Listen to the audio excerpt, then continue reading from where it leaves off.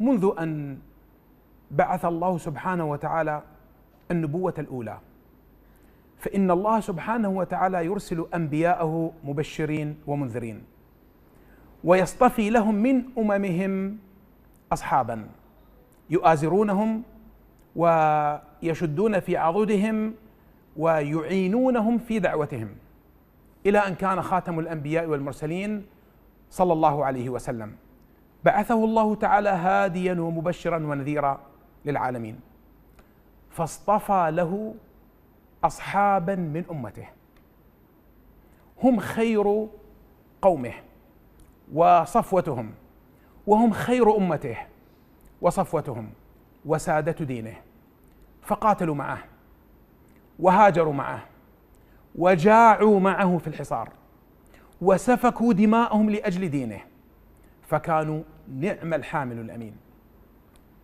حملوا شريعته من بعده ثم أوصلوها لمن بعدهم، وهكذا إلى أن وصل الدين إلينا.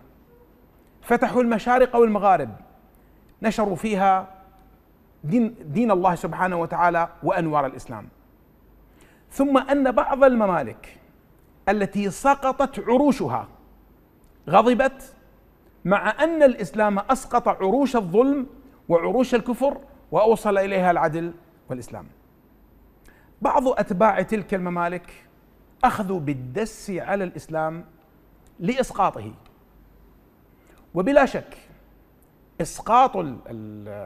إسقاط الجهة المتبنية للإسلام تعني إسقاط الإسلام، فكان الدس والتحريف لكتاب الله سبحانه وتعالى. وابتدأ من ذلك الحين الطعن بأصحاب رسول الله صلى الله عليه وسلم وبآل بيته الكرام رضي الله تعالى عنهم. القرآن الكريم لم يبق مجالا للطعن بآيات صريحة لا تقبل التأويل. هنالك بعض الآيات تقبل التأويل، وهنالك آيات صريحة صرح الله سبحانه وتعالى فيها لا تقبل التأويل أبدا. القرآن الكريم ذكر أن الصحابة ثلاثة أصناف. الصنف الأول المهاجرون، وهم الفئة التي هاجرت مع رسول الله صلى الله عليه وسلم من مكة المكرمة إلى المدينة المنورة، والتي ضحت بديارها، ضحت بترك الوطن، وضحت بترك المال، وضحت بترك رغيد العيش، وذهبت إلى مكان مجهول لا يعرفون عنه شيئا، في صحراء عرضوا فيها للقتل والموت، إلى مكان لا يوجد عندهم فيه بيت، لا يوجد عندهم مورد، لا يوجد عندهم معيشة. ذهبوا يحملون دينهم في قلوبهم فقط. كان عندهم في مكة البيت تركوه وذهبوا إلى المجهول، كان عندهم العمل تركوه وذهبوا إلى المجهول، كان عندهم مورد الرزق تركوه وذهبوا إلى المجهول لنصرة دينهم. ما الذي حرضهم على ذلك؟ ما الذي دعاهم إلى ذلك؟ فذلك الصنف الأول وهم المهاجرون. والصنف الثاني فئة فتحوا ديارهم وتخلوا عن السيادة في ديارهم. كانت السيادة في المدينة للأوس وللخزرج، فيهم الملك وفيهم الزعامة، تخلوا عنها وأعطوا الزعامة للوافدين إليهم. بالله عليكم من يفعلها؟ من الذي يتنازل عن الزعامة لغيره وفي بيته ولإنسان غريب ليس من ملته لا من بلدته ولا من قبيلته؟ تنازلوا عن السيادة لرسول الله صلى الله عليه وسلم وصاروا أناسا عاديين، وتنازلوا عن أموالهم وقاسموها للضيوف، وتنازلوا عن أرضهم وبساتينهم وقاسموها أيضا للضيوف. ثم بعد ذلك كانت الزعامة في مدينتهم لرجل من قريش وهو أبو بكر، لا من قبيلتهم ولا من مدينتهم، ثم لعمر ثم لعثمان ثم علي، وهكذا تنازلوا عن السيادة. وأولئك الأنصار الصنف الثاني. وبقيت الهجرة مفتوحة للقادمين إلى المدينة، والنصرة مفتوحة من قبل أهل المدينة، إلى أن فتحت مكة المكرمة.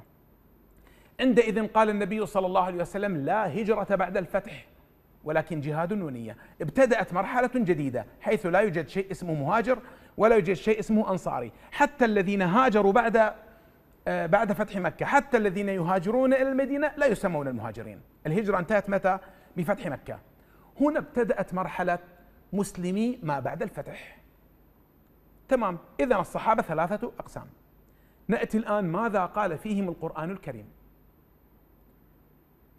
قال الله تعالى: والسابقون الأولون من المهاجرين والأنصار والذين اتبعوهم بإحسان رضي الله عنهم ورضوا عنه وأعد لهم جنات تجري تحتها الأنهار خالدين فيها أبدا ذلك الفوز العظيم. ماذا يقول الله أصرح من هذا الكلام؟ ذكر المهاجرين والأنصار والذين جاءوا من بعدهم، ثم قال رضي الله عنهم ورضوا عنه، ثم قال وأعد لهم جنات تجري تحتها الأنهار، ثم تعهد لهم بالفوز، قال ذلك الفوز العظيم. يأتي إنسان ويقول: نعم كانوا في البداية هكذا ثم ارتدوا بعد رسول الله ولم يبقى إلا 5 أو 6. طيب، هل استعجل الله بالحكم مثلا؟ استغفر الله. استعجل الله وقال هم رضي الله عنهم ورضوا عنه؟ هل استعجل الله وقال أعطيتهم الجنة وكأن الله لا يعلم بأنهم سيرتدون بعد رسول الله؟ إذا كنت تستثني فئات من المهاجرين والأنصار، اعطني دليلا بقوة القرآن الكريم، لا تجيب لي تواريخ وكتب، انطيني دليل بقوة القرآن. أنا دا أجيب لك قرآن، انطيني دليل بقوة القرآن ثم تعال حاججني. لا أقول لك قال الله ورسوله وتقول لي قال فلان وعلان. أعطني كلاما من الله في القرآن الكريم. الله تعالى بهذه الآية زكى المهاجرين والأنصار والذين جاءوا من بعدهم. طيب، آية أخرى يبين الله تعالى فرقا لمن أسلم قبل الفتح عمن أسلم بعد الفتح. أكو فرق؟ نعم أكو فرق، لكن في النهاية شنو؟ خلينا بالقرآن الكريم، خلي كتبنا على صفحة وكتبكم على صفحة، خلينا بالقرآن الكريم. قال تعالى: لا يستوي من أنفق من قبل الفتح وقاتل. الذين المسلمين ما قبل الفتح، المهاجرين والأنصار، المهاجرون والأنصار، لا يستوي من أنفق من قبل الفتح وقاتل أولئك أعظم درجة ممن أنفق من بعد وقاتل. طيب، والنتيجة: وكلا وعد الله الحسنى. في النهاية كلهم وعدهم الله تعالى بالحسنى، يعني الجنة. الحسنى الجنة، في قوله تعالى: للذين أحسنوا الحسنى وزيادة. الحسنى الجنة، والزيادة النظر إلى وجه الله سبحانه وتعالى. أولئك إرثنا سلفنا أجدادنا الذين نفتخر الله تعالى بهم. يقول قائل: بأي حق تضعون للصحابة قداسة وأنتم تقولون هم ليسوا معصومين؟ نعم ليسوا معصومين، يخطئون ويصيبون فقط. الأنبياء لا يخطئون ولا يصيبون، لا يخطئون، إنما يصيبون فقط في عقيدتنا. طيب، إذا كانوا يخطئون ويصيبون لماذا تعطونهم قداسة؟ من قال لك أن أعطيهم قداسة؟ القرآن هو الذي أعطاهم القداسة. هذه الآيات التي تثبت رضاء الله تعالى عليهم. طبعا هنالك آيات أخرى جمعهم الله مع النبي: لقد تاب الله على النبي والمهاجرين والأنصار. آية أخرى جمعهم الله بتوبة واحدة مع سيدنا محمد، مع سيد الخلق، مع صاحب الشريعة. أين تذهب من هذه الآيات؟ أم أين تذهب من قوله تعالى: لقد رضي الله عن المؤمنين إذ يبايعونك تحت الشجرة؟ أصحاب الشجرة، بيعة الشجرة، بيعة الرضوان، والذين كل الصحابة من المهاجرين والأنصار المعروفين: أبو بكر، عمر، عثمان، علي، سعد، سعيد، طلحة، الزبير، أبو عبيدة، عبد الرحمن بن عوف، أبو هريرة، سعد بن عبادة، سعد بن معاذ، أبو إيب الأنصاري، جابر بن عبد الله، أمهات المؤمنين جميعا بلا استثناء، كلهم مشمولون بهذه الآيات القرآنية. ماذا بعد كلام الله؟ يأتي إنسان ويقول: الصحابة الذين ثبتوا 5 أو 6، عمار بن ياسر، سلمان الفارسي، أبو ذر الغفاري، مقداد بن عمرو، معاذ بن جبل، رضي الله تعالى عنهم جميعا وأرضاهم. يعني بدي أسألك سؤال، خلينا نحكم العقل، خلي هاي الكلام كله على صفحة، خلينا نحكم العقل. نفترض أكو 2، قلت لهم: يابا أنت يا زيد وأنت يا عمرو، زيد عندك هذول 100 واحد عصاة مو خشوادم، اسأل، أريدك تدعوهم إلى الله سبحانه وتعالى وإلك سنة، وأنت يا عمرو هم ذول 100 واحد، ادعوهم، اطلب منهم بلكة يصيرون خشوادم على إيدك. ورا سنة رحت على زيد، قلت له: زيد كم واحد قدر تهديهم للصلاة وسويتهم خوشوادم؟ قال: والله يمكن 6 أو 7. ورحت على عمرو: ها عيني عمرو، قال: 70 واحد خليتهم يصلون وصاروا خوشوادم. الآن لو حكمنا العقل، من هو الناجح في الدعوة ومن هو الفاشل؟ بلا شك أبو 70 واحد ناجح وهذا فاشل. بالله عليك، سيدنا محمد عليه الصلاة والسلام 23 سنة يدعو، في النهاية أنتج هذا الجيل اللي كله ارتد وما بقى منا إلا 5 أو 6. أين العناية الإلهية به؟ أين التأييد الإلهي لرسول الله؟ كل عقلك، حكم عقلك، لا تنطلي عليك الخدع. ثم في النهاية اتركنا من مسألة الأدلة. العراق، أنا أتكلم والكلام مالي معروف. ماذا أقصد؟ منشد عراقي تكلم في ذم الصحابة، هو ليس الأول ولا الأخير، والكلام هو ليس هو فقط المشترك بهذه الجريمة التي هي تكذيب لله ورسوله، هو ليس الوحيد المشترك بهذه المسألة. هنالك من كتب له، هنالك من لحن له، هنالك من دعاه، هنالك من موله وإلى آخره، مشروع. نحن طبعا في النهاية وضع في جيبه الدولارات، في حقيبته، جيبه لا يكفيها، الدولارات كثيرة، وضع في حقيبته الدولارات ثم ذهب إلى مكان إقامته في البلدان المترفة المتنعمة، ربما في أوروبا أو ربما في الخليج أو ربما في بلدان أخرى، وترك الشعب الجائع، الشعب التعبان، الشعب المليء بالظلم، الشعب الذي لا يجد ماء حلوا يشربه، لا يجد عملا، الشعب العاطل يتناحر. هذا يؤيده وهذا يذمه، هذا يسبه، بل وصل الأمر إلى سب المراجع وإلى سب الكتب وإلى تكذيب الله ورسوله. العراق فيه الشيعة وفيه السنة، عشنا إخوانا لقرون من الزمن لا يفرق بيننا أحد، عشنا في مجتمع يسوده السلم الأهلي لقرون من الزمان، بل كثير من عوام الناس لو سألناه، هذا الكلام قبل 2003 حيث احتلنا الأمريكان وأوجدوا فينا هذه التفرقة، هم وأذنابهم، لو سألت كثيرا من أهل السنة وكثيرا من أهل الشيعة قبل هذه المسألة عن سني وشيعي ربما لا يدري، وربما بعضهم أبوه أو أمه من السنة أو من الشيعة وهو لا يدري، لم يكونوا يسألون، هذه المسائل لم تكن منتشرة. توجد اختلافات، نعم توجد اختلافات، توجد اختلافات في الصلاة، توجد اختلافات في الصيام، في الفقه وفي العقائد توجد اختلافات، لكن هنالك سلم أهلي.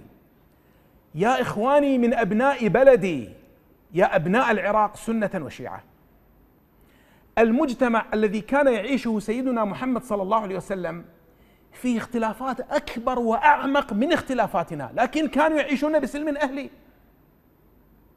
في عهد النبي صلى الله عليه وسلم كان هنالك اليهود قبل أن يغدروا برسول الله، كان هنالك بنو قريظة، بنو قينقاع، بنو النضير، كان هنالك خيبر، وكان هنالك النصارى نجران، نصارى نجران كلهم نصارى. اختلاف رسول الله معهم أعمق بكثير من اختلافنا. عندنا نحن وأنتم عندنا رب واحد، عندنا نبي واحد، عندنا قرآن واحد، عندنا إرث مشترك كبير، وعندنا اختلافات أيضا. هذه الاختلافات سيبعثنا الله تعالى عليها ثم يحاسبنا إن كان لنا أو كان علينا، بغض النظر أيهما صح أيهما خطأ، سيبعثنا الله تعالى، كلنا سنلقى الله بما ندين به. لكن فيما بيننا علينا أن نعيش بسلم أهلي، دعوا هذه المفرقات.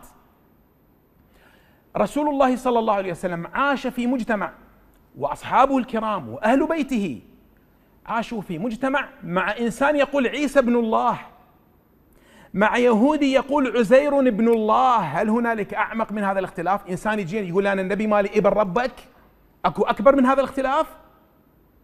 أكو أكبر من خلاف إنسان يكذب كتاب الله؟ اليهود يقولون مريم زنت، يجل قدرها الكريم طبعا، ونحن نقول هي مريم الطهرة. عندنا من يتهم السيدة مريم يكون كافرا، اليهود يتهمون السيدة مريم، لكن خلاص عندك رأي هو أنت تنجاز به، هو الله سبحانه وتعالى يعاقبك عليه. المهم نعيش أنا وأنت في سلم أهلي، هكذا علمنا النبي صلى الله عليه وسلم. يمكن أن نتحاور، نتناقش، تدعوني إلى ما أنت عليه وأدعوك إلى ما أنا عليه، كل وفق دليله. في النهاية علينا أن نعيش بالسلم الأهلي، عندنا وطن واحد، شربنا معا من دجلته ومن فراته، وأكلنا سويا من أرضه. لماذا اليوم؟ ما الذي حصل؟ ما الذي جرى؟ لماذا الآن نختلف عما كان يعيش فيه آباؤنا وأجدادنا؟ ما الذي حصل بعد 2003؟ لماذا تفرقت قلوبنا هكذا؟ علينا أن لا نكون ضحية لمواقد الفتن هذه. أنا لا أرضى أن يسيء أحد إلى مقدساتك، إلى من تقدسه. أنا بصفتي سنيا لا أرضى لأحد أن يتعدى على رموز الشيعة، وعندما أقول رموز الشيعة لا أعني آل البيت. آل البيت امتدادنا وسلفنا، نحن آل البيت. أنا حسيني النسب، أنا محدثكم حسيني النسب. أقول هذا يعني ولا شك أن النسب النبوي فخر، بلا شك، لا مزايدة على آل بيت النبوة، لكن لكم هذه رموز مشتركة، لكن هنالك لكم رموز مراجع، مؤلفو كتب، محققو مذهب. أبدا لا أسمح لإنسان يطعن بهم، ولن أسمح لإنسان من أهل السنة أن يعتدي عليهم. لكن بالمقابل عليك أنت أيضا يا أخي الشيعي ألا تسمح لأحد أن يتجاوز على الرموز التي يقدسها، على أصحاب رسول الله صلى الله عليه وسلم وأمهات المؤمنين الذين أثبت القرآن أنهن أمهاتنا. النبي أولى بالمؤمنين من أنفسهم وأزواجه أمهاتهم. طيب، إذا أردت أن تنتقص من أصحاب رسول الله وتريدون أن أسكت، لا نسكت، لأن إذا سكت سأكذب الله ورسوله في عقيدتي، وهذا الأمر أنا لا أرضى به أبدا. ويجب عليك أنت أيضا، حتى وإن كنت لا تعتقد بحب الصحابة، حتى إن كنت لا تعتقد، لا تسمح لأحد يفعل هذا الأمر. قل له عليك أن تحترم شركاء الوطن، وعليك أن تحترم من يجمعنا بينهم الخبز والملح والوطن والماء. وطبعا على فكرة نسمع أصوات نشاز بعد 2003 يقول المصاهرة بين السنة والشيعة مصاهرة. شنو مصاهرة؟ شنو مصاهرة؟ مصاهرة يعني غربة. بين السنة والشيعة في العراق نسب واحد، عموما نفس القبيلة فيها السنة وفيها الشيعي. لماذا؟ ما الذي جرى؟ ما الذي جرى بيننا؟ لماذا هذا التناحر؟ أينما فتحت الواتساب هذا يسب بهذا وهذا يشتم بهذا، وهذا يكذب القرآن الكريم وهذا يكذب السنة وهذا يشتم هذا المرجع وهذا يشتم. ما هذا الكلام؟ ما هذا الهذر؟ لماذا وصلنا إلى هذه المرحلة من الانحطاط؟ فأدعوك يا أيها السني، إذا سمعت إنسانا يشتم مرجعا أو يشتم أي شيء من المقدسات مذهب الشيعي، أسكته وقل له كفانا فتنا، كفانا دماء تسيل، اسكت، دعنا نعيش بسلام. هذا عنده مشكلة سيلقى الله تعالى عليها وهو يحاسبه، والله تعالى يجمع بيننا وبينكم فيقضي بالحق وهو خير الفاصلين. وأنت أيها الشيعي أيضا أخاطبك وأدعوك باسم الوطن الذي يجمعنا، وقبل ذلك بسم الله ربي وربك.